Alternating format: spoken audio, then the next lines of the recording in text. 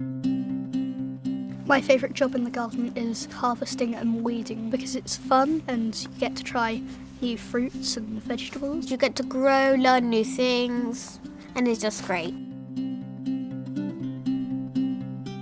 I'd been feeling frustrated about the lack of green space in the area, and that I was worried that my children and children in the area would grow up disconnected from nature. I spotted this space when I took my children to the local toddler group, and I could see that it had potential to become a really exciting community growing space. I then got in touch with Food for Families, and I worked with them to help develop the area into the space that it is today.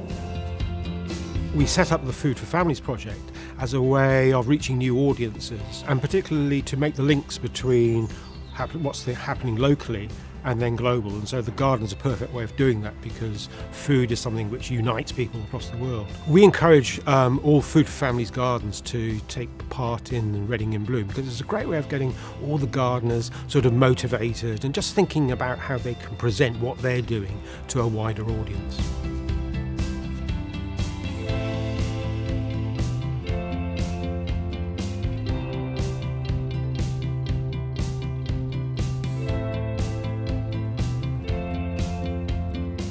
We have 2 regular sessions a week where people can come along, learn how to grow fruit and vegetables, get outside in the fresh air and help maintain a beautiful green space in an urban environment. There's a lot of real appreciation for the garden in the area, and it's lovely to see people gain lots of enjoyment from the garden and be able to grow and harvest their own fruit and vegetables to take home. Local food growing is really important because it's a way of showing people how they can make a difference, and they can make their own contribution to solving some of the huge challenges we face in the 21st century.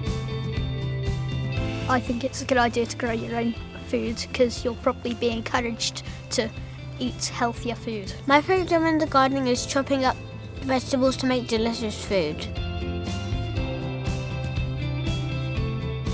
It's lovely just seeing the children's enthusiasm, seeing them enjoying the fruits of their labour. The intention was to make minestrone. It's a slight variation on minestrone, but it's a mixture of vegetables. We've got things from the garden, we've got lots of herbs, some beans and some little tiny pasta shells. A lot of the children will be coming down later to enjoy the soup, all the regulars who come on Wednesday afternoons, having had it all prepared by the small team that came in advance.